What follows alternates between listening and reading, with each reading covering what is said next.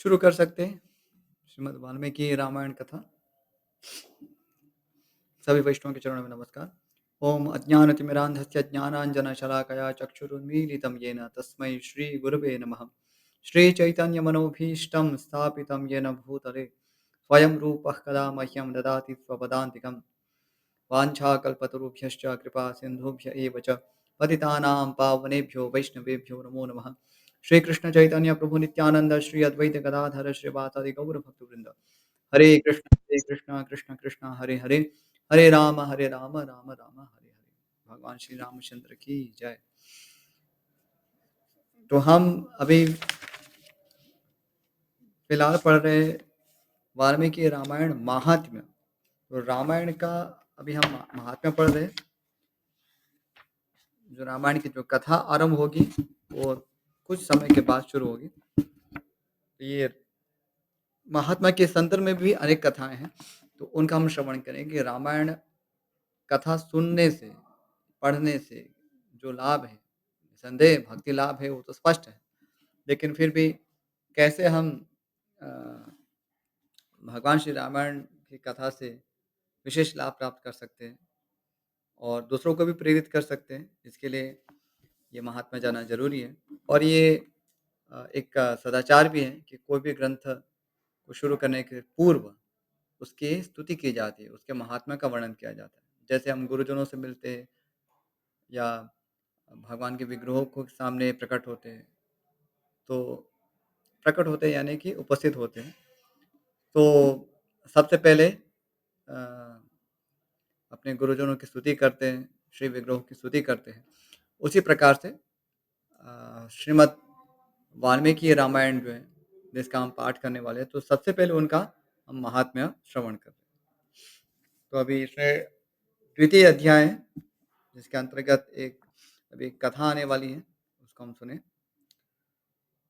नारद सनत कुमार संवाद। सुदास या सोमदत्त नामक ब्राह्मण को राक्षसत्व की प्राप्ति तथा रामायण कथा श्रवण द्वारा उससे उद्धार।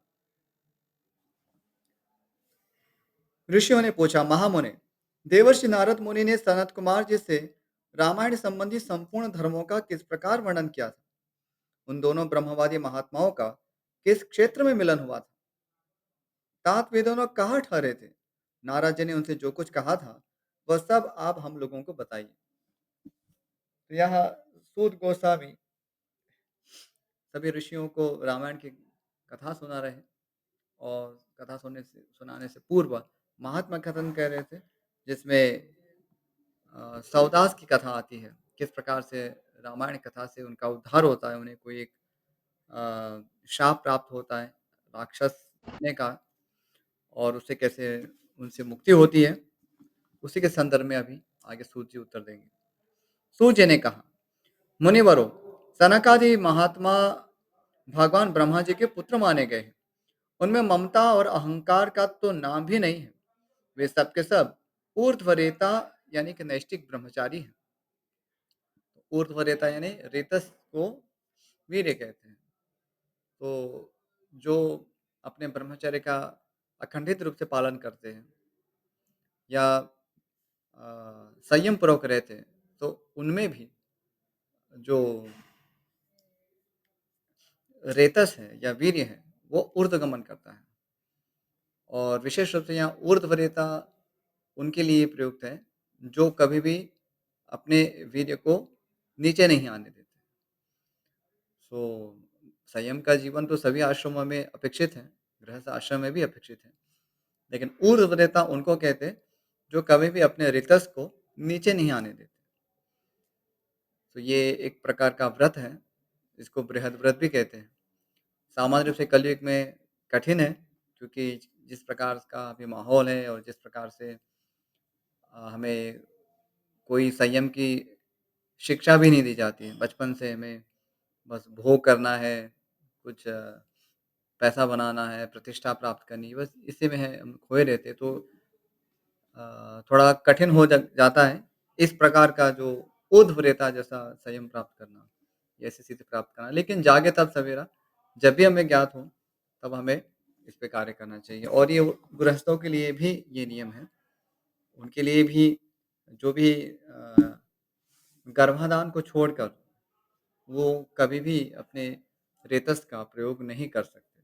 तो उसका भी उच्च उद्देश्य है, पुत्र प्राप्ति जो है, वही उसका संतान प्राप्ति है, वही उसका उद्देश्य कहा गया है। अन्यथा उसका कोई उद्देश्य नहीं है। पशुओं की तरह इस प्रकार से उसमें लिप्त नहीं रहा जा सकता, अन्यथा वो दंडनीय होता है। आगे, मैं आप लोगों से उनके नाम बताता हूँ, सुनिए। तो सूत जी सभी सनकादि लोगों का नाम बता रहे हैं। सनक, सनंदन, सनत कुमार और सनातन, ये चारों सनकादि माने गए हैं। वे भगवान विष्णु के भक्त और महात्मा हैं। सदा ब्रह्म के चिंतन में लगे रहते हैं। बड़े सत्यवादी हैं। सहस्र सूर्य के समान तेजस्वी एवं मोक्ष के अभिलाषी हैं। तो ये भी स्वाभाविक है, जब व्यक्ति ब्रह्मचर्य का पालन करते हैं तो उनमें एक स्वाभाविक रूप से तेज प्रकट होता है। तो ये तेज कोई ऐसा तेज नहीं है कि कोई आपको बत्ती जल रही है, वैसा उसका तेज नहीं होता है। लेकिन वो मुख की जो आभा होती है, वो स्वाभाविक रूप से उससे प्रकट होती है। तो ऐसा उसमें कोई भी चेहरा आपको को मलिन नहीं दिखेगा। उदास, मलिन, निस्तेज, अ म्लान, खिन्न, इस प्रकार का चेहरा नहीं होता। तो ये ब्रह्मचर्य का परिणाम है। तो ये व्रत जो है वो सभी के लिए है। मनुष्य के लिए तो ये अनिवार्य है, इसको करना ही है। आगे, एक दिन वे महातेजस्वी ब्रह्मपुत्र सनकादि ब्रह्मा जी की सभा देखने के लिए मेरू पर्वत के शिखर पर गए। तो मेरू पर्वत के शिखर पर टॉप मोस्ट पार्ट में ब्रह्मा जी की सभा है, ब्रह्मा जी का निवास स्थान है। तो जो भी अ, शास्त्रोक्त किस प्रकार से सभी जो भी हमारे प्लैनेटरी सिस्टम्स है, उसकी संरचना किस प्रकार से वो नहीं जानते। तो श्रीमद्भागवतम पंचम स्कंद है, उसको विस्तार से पढ़ सकते हैं। उसमें बताया गया है किस प्रकार से एक मेरू पर्वत है जो बहुत ही ऊँचा है और उसी के अग्रभाग पर सहस्रों योजन सहस्रों किलोमीटर एक्चुअली बड़ा है और उसके अग्रभाग में फिर ब्रह्मलोक का निवास स्थान है।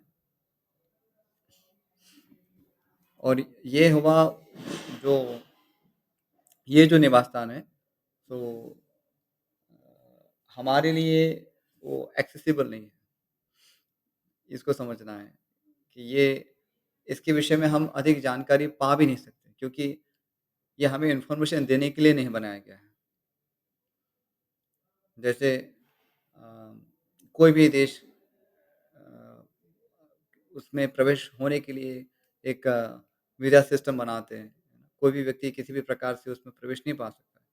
वैसे ब्रह्मलोक है या स्वर्गलोक इत्यादि जो भी लोक है, तो इसमें प्रवेश पाने के लिए भी योग्यता चाहिए। केवल आप वहाँ पैदल चल के चले गए, वो संभव नहीं है। ये इस प्रकार की चीज़ें नहीं हैं। वैसे पैदल चल के जाना, वो भी तो एक योग्यता है। लेकिन ब्रह्मलोक इत्यादि लोकों में केवल पैदल चल के जाना वो संभव नहीं है। उसके लिए योग्यता चाहिए। क्षमा करें। तो उसमें अ, पुण्यों की योग्यता चाहिए। पर्याप्त रूप से यदि पुण्य है, तपस्या है, तो फिर ऐसे ऊर्ध्वम गच्छन्ति सत्त्वस्ताः, तो सतोगुणी लोग हैं, ऊर्ध्व लोकों में जाते हैं। क्योंकि सतोगुण उसका अ, लक्षण ही है, एक प्रमुख लक्षण है सत्वगुण का, जिसमें तपस्या होता है। तपस्या या संयम ये सत्वगुण का लक्षण है। तो यदि कभी भी संशय है कि हमें सत्वगुण में है या नहीं है, कैसे ज्ञात करें? तो बहुत सरल परीक्षा है। यदि तपस्या है, तो सत्वगुण में, यदि तपस्या नहीं है, तो वो रजोगुण, तमोगुण में। कई बार रजोगुण के भीतर भी लोग तपस्या करते हैं, जैसे रावण, हिरण्यकशिपु। हाँ, लेकिन ऐसी तपस्या नहीं, किसी अ, फल को उद्देश्य में रख के जो तपस्या की जाती है, इस प्रकार की तपस्या नहीं। लेकिन जो आत्मशुद्धि के लिए जो तपस्या की जाती है, शास्त्र में इसका विधान है और उससे ये हमारे कल्याण के लिए है, ऐसा समझकर जो तपस्या की जाती है, वो तपस्या, वो सत्वगुण की तपस्या है। उदाहरणार्थ जैसे प्रातः काल सुबह उठना, ब्रह्म मुहूर्त में उठना, देवता अर्चन करना, भगवत स्मरण करना, गुरुजनों की पूजा करना, उनके आज्ञा में रहना, शास्त्रों का पठन करना, शास्त्रों को समझने का प्रयास करना, शास्त्र के अनुसार चलने का प्रयास करना और उसी के अनुसार अपने जीवन को दिशा देना, तो ये तपस्या है। अपने धर्म का पालन करना, जो भी वर्ण या आश्रम में हम स्थित हैं, उसके अनुसार हमें पालन करना चाहिए। तो ये पालन करने में कठिनाइयाँ आएँगी, बहुत सारे विघ्न भी आएँगे, लेकिन फिर भी उसका कठोरता से पालन करना, इसी को कहते हैं तपस्या। तो ये सतोगुण का लक्षण है। तो यदि हम सतोगुण का विकास नहीं करते, तो हम कभी भी अ, भक्ति तत्व जो है उसको समझ नहीं पाएँगे। तो भगवत स्मरण या भगवत चेतना इतनी इतनी सरल भी नहीं है। उसके लिए हमें तपो दिव्यम पुत्रकायेन सत्वं शुद्धेत। तो सबसे पहले तो हमें दिव्य तपस्या करनी होगी। दिव्य तपस्या किसी प्रकार की तपस्या है। जो भी हमें कहा गया है गुरुजनों के द्वारा, उसमें स्थित रहना, चाहे कितना भी कष्ट क्यों ना हो। यथा जैसे स्त्री धर्म है, तो स्त्री धर्म में स्थित रहना।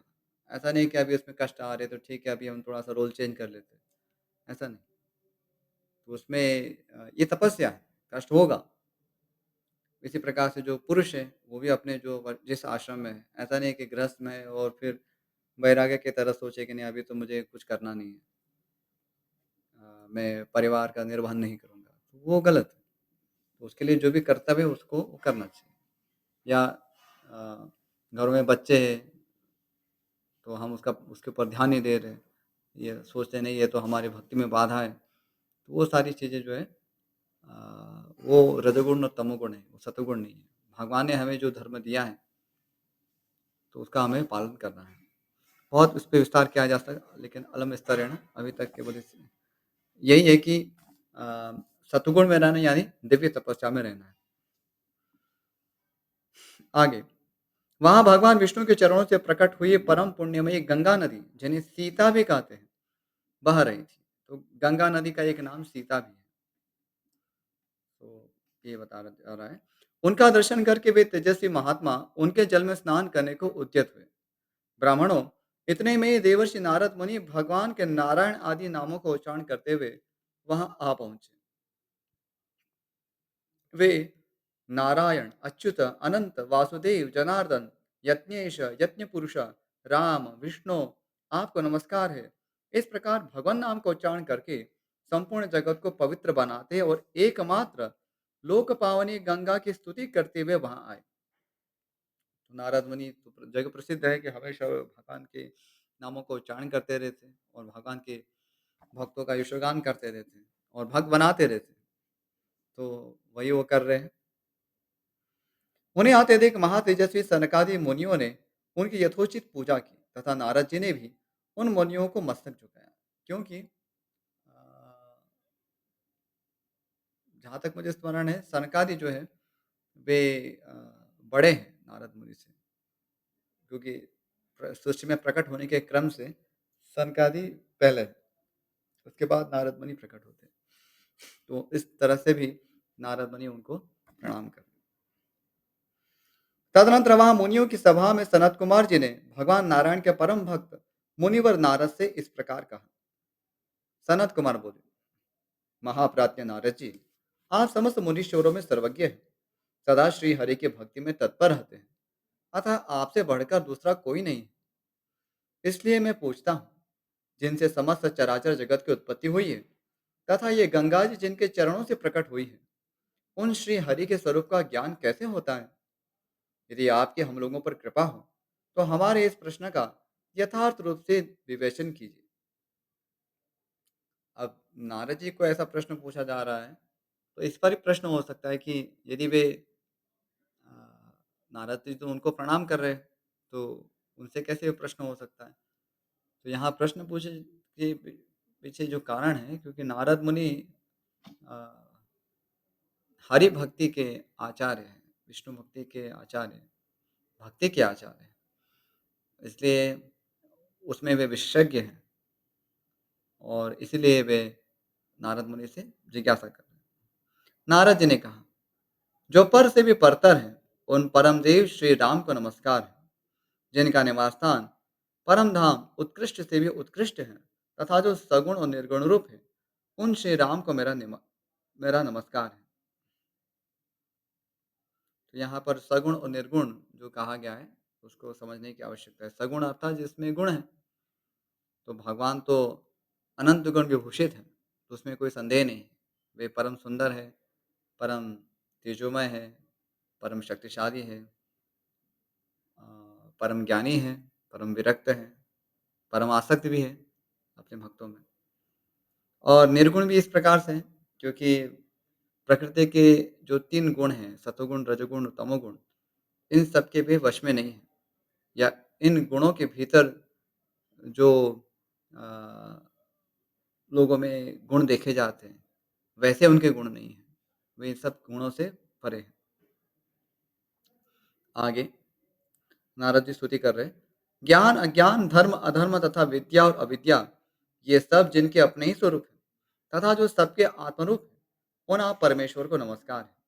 जो दैत्यों का विनाश और नरक का अंत करने वाले हैं, जो अपने हाथ के संकेत मात्र से अथवा अपनी भुजाओं के बल से धर्म की रक्षा करते हैं।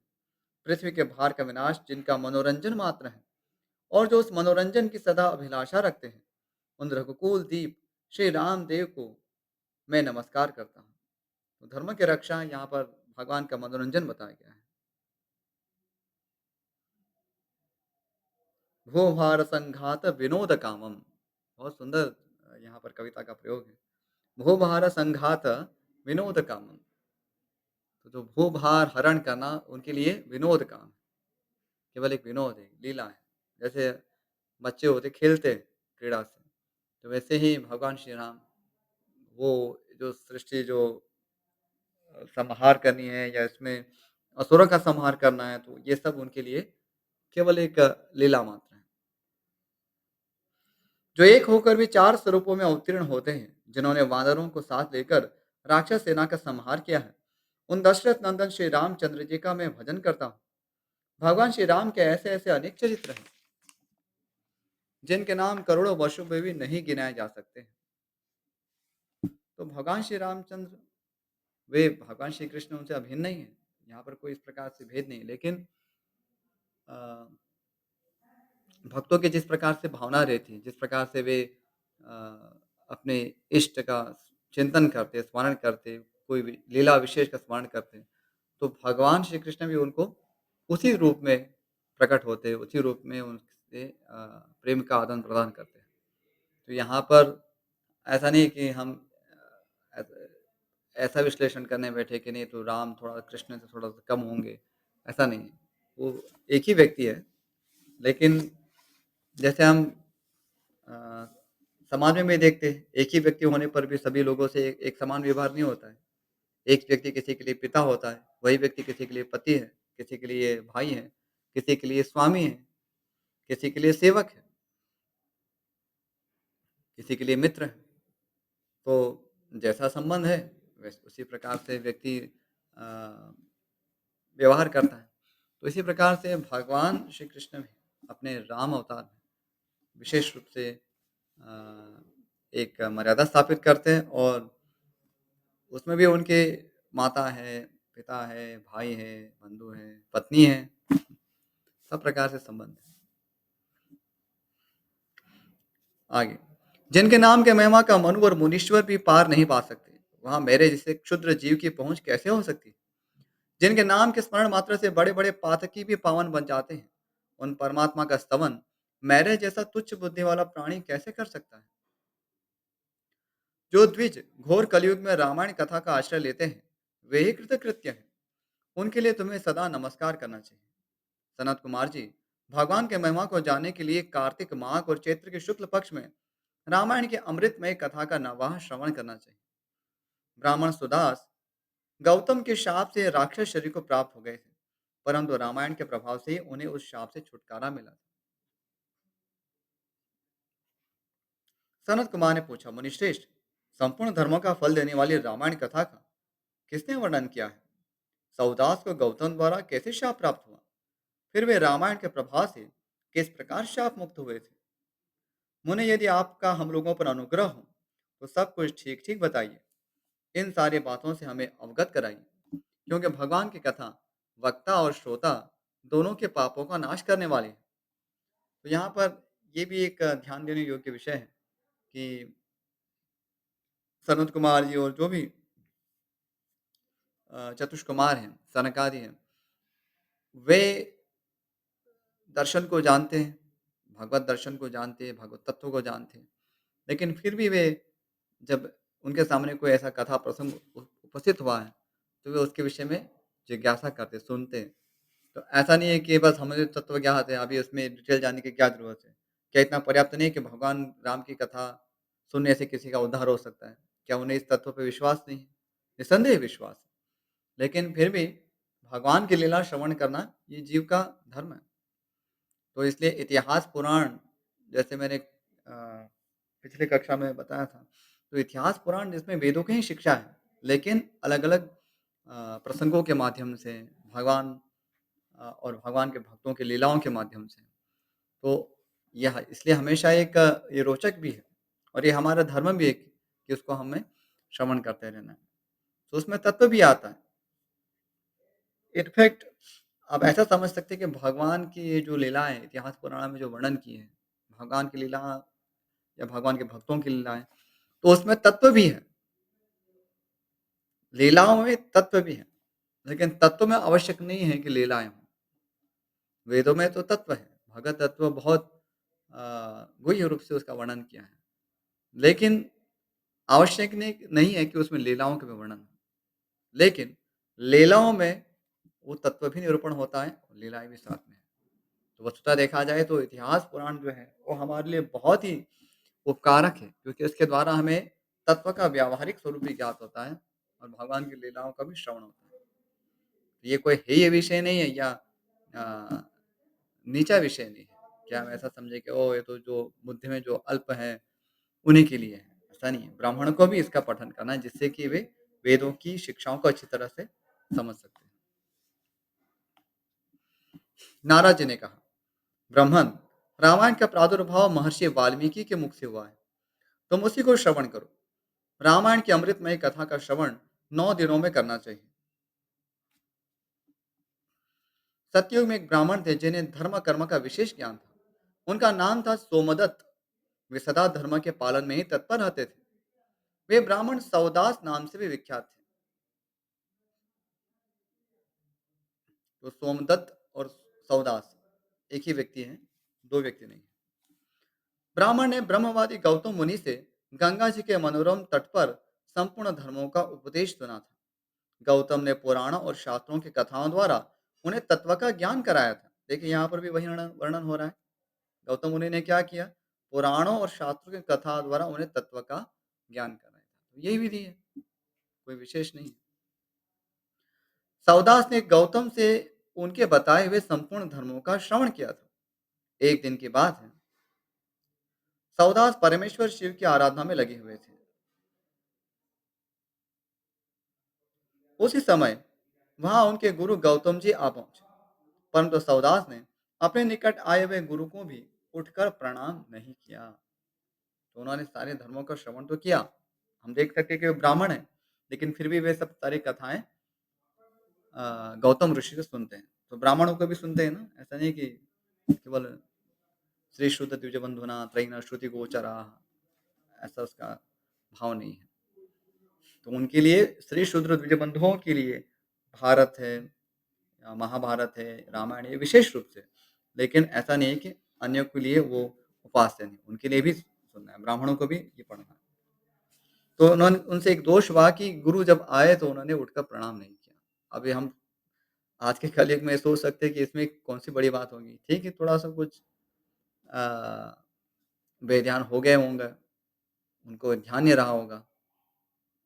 लेकिन ये सदाचार की दृष्टि से देखते हैं, तो ये एक गंभीर अपराध है। गुरु जब आते हैं, तो जैसे ईश्वर ही आए हैं और उस समय हम बेध्यान नहीं हो सकते। आगे, परम बुद्धिमान गौतम तेज के निधि थे। वे शिष्य के बर्ताव से रुष्ट न होकर शांत ही बने रहे। उन्हें यह जानकर प्रसन्नता हुई कि मेरा शिष्य सवदास शास्त्रोक्त कर्मों का अनुष्ठान करता है।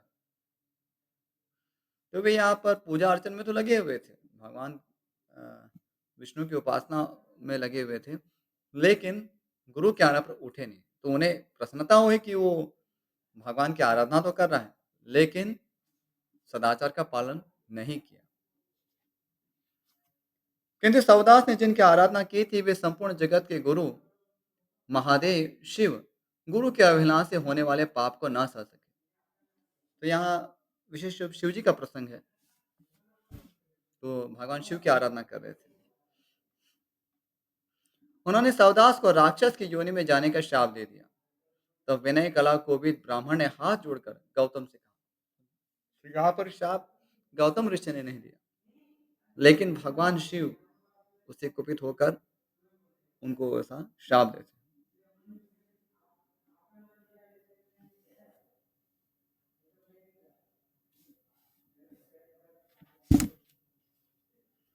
यहाँ पर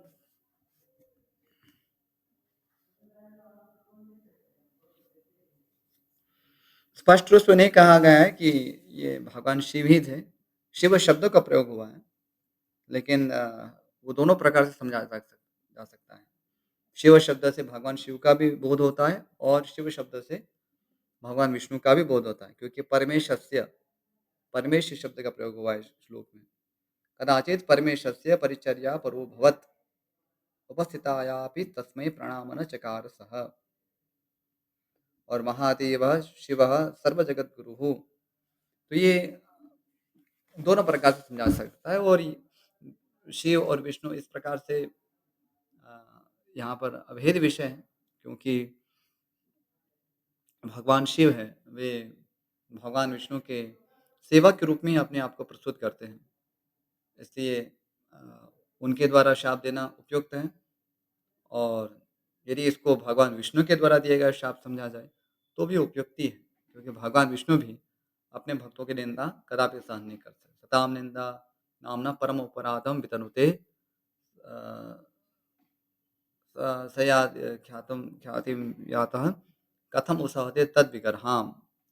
तो पुराणों में जो हरिनाम के विषय में जो अपराध बताए गए हैं, उसमें ये एक अपराध ये है कि जो भगवान के भक्त हैं, जिनके कारण भगवान की महिमा का विस्तार होता है संसार में, उनके प्रति अपराध करना।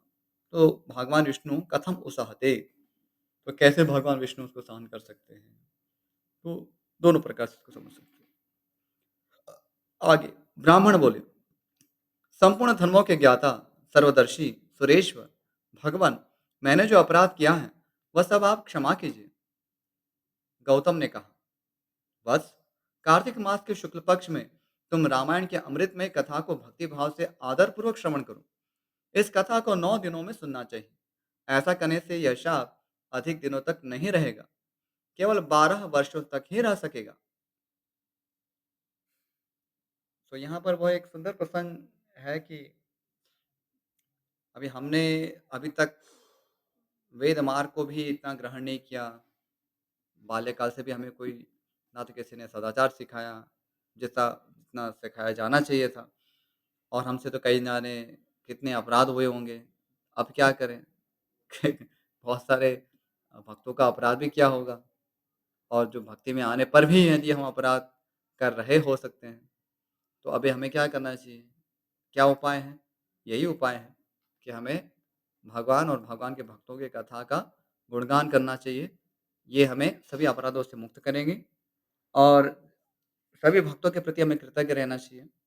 जो भी हमें जिस किसी भी मात्रा में हमें सहायता प्रदान कर रहे हैं भक्ति में, वस्तुतः सभी से सबके प्रति हम कृतज्ञ है और रहने चाहिए, क्योंकि सभी से हम अ, इस जगत का जो हमें दर्शन प्राप्त होता है, जन्म मृत्यु जरा व्याधि दुख दोषानुदर्शनम। तो यदि कोई प्रत्यक्ष रूप से हमें शिक्षा नहीं भी दे रहे, लेकिन फिर भी उनसे हमें शिक्षा प्राप्त होती है। तो भगवान के भक्ति में रत रहने पर क्या परिणाम होता है, वो हमें शिक्षा प्राप्त होती है, और भगवान की भक्ति नहीं करने से क्या दुष्परिणाम होता है, वो शिक्षा भी हमें प्राप्त होती है ना। जैसे हम गुड एग्जाम्पल्स होते हैं समाज में, तो अच्छी शिक्षाएँ प्राप्त होती हैं, वैसे बैड एग्जाम्पल्स होने पर भी हमें एक शिक्षा प्राप्त होती है कि हमें ऐसा नहीं बनना है। अब रावण का आख्यान है, तो हमें पता है ना कि रावण जैसा नहीं बनना है। यदि रावण जैसा चरित्र नहीं होता, तो हम कैसे हमें ज्ञात होता, स्पष्ट हो जाता कि हमें इस प्रकार का आचरण कदापि नहीं करना। तो इसका अर्थ नहीं कि इसलिए हमें भी बैड एग्ज़ाम्पल बन के हम तो किसी पे उपकार ही कर रहे हैं, ये नहीं समझना चाहिए। लेकिन जो अपनी मूर्खता का प्रयोग करते हुए कभी भी सन्मार्ग पर नहीं आते, तो उनकी उस मूर्खता और अहंकार से हमें सीख लेनी चाहिए कि हमें ऐसा नहीं करना चाहिए। तो हम सबके प्रति कृतज्ञ रहते हैं और रहना भी चाहिए। तो ये कोई टोका-टोकी का विषय नहीं है, क्योंकि सभी भगवान के पवित्र अंश हैं। ओम पूर्णमदः पूर्णमिदं पूर्णात् पूर्णमुदच्यते पूर्णस्य पूर्णमादाय पूर्णमेवावशिष्यते। तो भगवान श्री कृष्ण पूर्ण है और उनसे जो अ, अंश हैं, उनसे जो भी उद्भूत है आत्मा, वो सभी पूर्ण ही हैं। तो सभी पवित्र ही हैं। अमृतस्य पुत्राः वेदों में मंत्र आता है। सभी अमृत के ही पुत्र हैं, तो सभी तो पवित्र हैं। परम ब्रह्म, परम धाम, पवित्रम परमं भवान। तो भगवान परम पवित्र है और भगवान के अंश भी सबसे पवित्र ही हैं। तो यहाँ पर जो भी अज्ञानता के कारण हमें दिखता है, वो किसी अनर्थ उपासना में लगे हुए हैं, अनर्थों के सेवन में लगे हुए हैं। तो हमें उनसे शिक्षा ही प्राप्त करनी है कि हमें ऐसा नहीं करना। तो इस तरह से हमें एटीट्यूड रखना है, जिससे कि हम सभी से लाभान्वित होते रहेंगे और अपराध से मुक्त हो जाएँगे। क्योंकि यदि हम सभी को इस प्रकार से गुरु की भूमिका में देखते हैं, तो हमें किसी के प्रति अपराध की बुद्धि नहीं होगी। हमारे खुद के शरीर के प्रति भी अपराध बुद्धि नहीं होगी। तो हम वस्तुतः हम्बल बनेंगे, तृणादपि सुनीचेन जो है, वो भाव तभी प्रकट होगा कि हम वस्तुतः तृण से भी क्योंकि तृण में भी आप गुरु को देखेंगे। प्रश्न होगा ना तृणादपि सुनीचेन कैसे हो सकता है? तृण से नीचे कैसे समझे? तो तृण को आप बड़ा मानेंगे, तभी तो आप तृण से नीचे देख पाएँगे ना अपने आप को। तो ये कोई कृत्रिम रूप से नम्र होने की बात नहीं है। जब तृण को आप बड़ा मानेंगे कि तृण से मुझे शिक्षा प्राप्त हो रही है, तभी तो आप तृण के नीचे होंगे। बहुत सरल तर्क है। अस्तु, तो हम कथा थोड़ी लंबी है, तो इसको यहाँ तक के रखेंगे और आगे की कथा हम कल पढ़ेंगे। इस विषय में यदि कोई प्रश्न है, जिज्ञासा है, संशय है तो पूछ सकते हैं या और भी कोई प्रश्न हो, वो पूछ सकते हैं। जी, राजपूत जी। हाँ, हरे कृष्ण प्रभु जी प्रणाम। हाँ, हरे मेरा इस राम विषय राम। में तो नहीं है।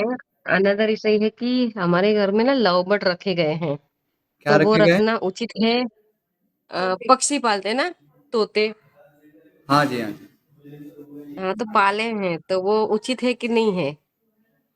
मतलब कितने बोलते हैं कि पिंजरे में नहीं रखना चाहिए। अच्छा। जी। अ, हमारे पास सीधा इसका उत्तर नहीं है, मुझे ज्ञात हाँ करना जी। होगा। अ, जी।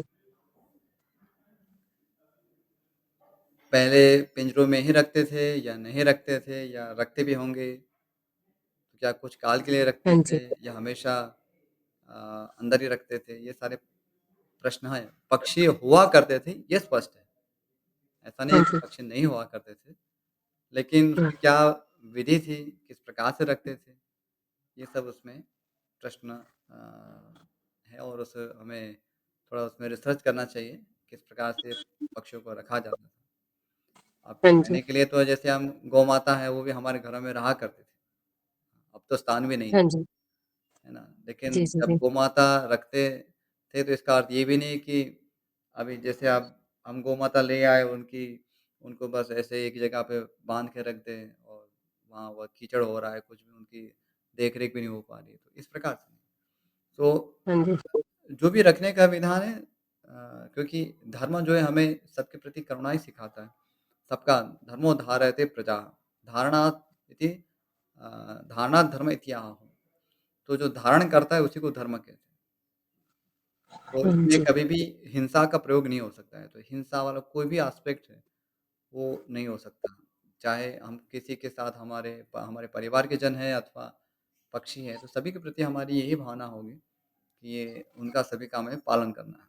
अब पालन करने में जी। क्या विधि है वो थोड़ा विचारणीय है। मेरे पास सीधा इसके पास इसका उत्तर नहीं है। क्षमा उसको मैं तो एक बार मुझे भी ये प्रश्न था, तो उसको जी, ज्ञात करना होगा। मैं आपको पूछ के फिर बाद में बताऊँगा। जी धन्यवाद प्रभु जी, प्रणाम। प्रणाम। ठीक है, और कोई प्रश्न है? नहीं प्रभु जी, अगर ये कक्षा हमारी 7:30 बजे तक ही कंप्लीट हो जाए, वैसा हो सकता है क्या? क्योंकि मैं वो वाले क्लास में भी जाती हूँ ना, अभी जो स्टार्ट हो चुकी है हमारी अच्छा, अच्छा, अच्छा। भगवत गीता। हाँ जी, मे भी अगर हो सके तो, हाँ, कर सकते हैं जैसे कि आपके। मेरे भी ऐसा विचार ही था, तो ऐसा भी कर सकते हैं कि 7:25 तक उसको करके फिर कुछ एक नहीं, आध 7:30 भी होगा लास्ट तो भी चलेगा, हम लास्ट मोमेंट पर भी मैं ज्वाइन कर लूंगी वहाँ। नहीं ठीक है, नहीं अच्छा क्योंकि उसके बाद 8 बजे आपकी भी ज्वाइन करनी होती है, तो वहां से लीव करके आप में वापस आती हूँ 8 बजे। नहीं सो ठीक बैक है। टू बैक चलती हूँ। हाँ, नहीं जी ठीक है और मेरे ऐसे मन में विचार था, ये अच्छा आपने उसको और एक बार उसको स्पष्ट भी जी। कर दिया। मेरा विचार यही था हम्म, कि 7 बजे से 7:25 तक कथा करके फिर 5 मिनट कुछ प्रश्नोत्तरी ले सकते हैं और फिर तब तक वो हाँ जी। पूरा हो जाता है 7:30 तक। तो ये जी जी। थोड़ा-सा ठीक रहेगा क्योंकि आगे भी लोगों को कक्षाएँ होती हैं, मेरी भी कक्षा कई बार होती है, तो जी जी। दोनों संकट हो जाते हैं। ठीक है, ध्यान रखेंगे इसका। जी, प्रणाम प्रभु जी। हाँ, ठीक है तो यहीं पर अभी समापन करते हैं। वाञ्छाकल्पतरुभ्यश्च कृपा सिन्धुभ्येव च पतितानां पावनेभ्यो वैष्णवेभ्यो नमो नमः। श्रीमद् वाल्मीकि रामायण की जय, महर्षि वाल्मीकि ऋषि की जय, श्रील प्रभुपाद की जय। सभी वैष्णवों को बहुत-बहुत आभार। इस रामायण कथा को एकाग्रता से सुनने के लिए, समय निकालने के लिए। हरे कृष्ण।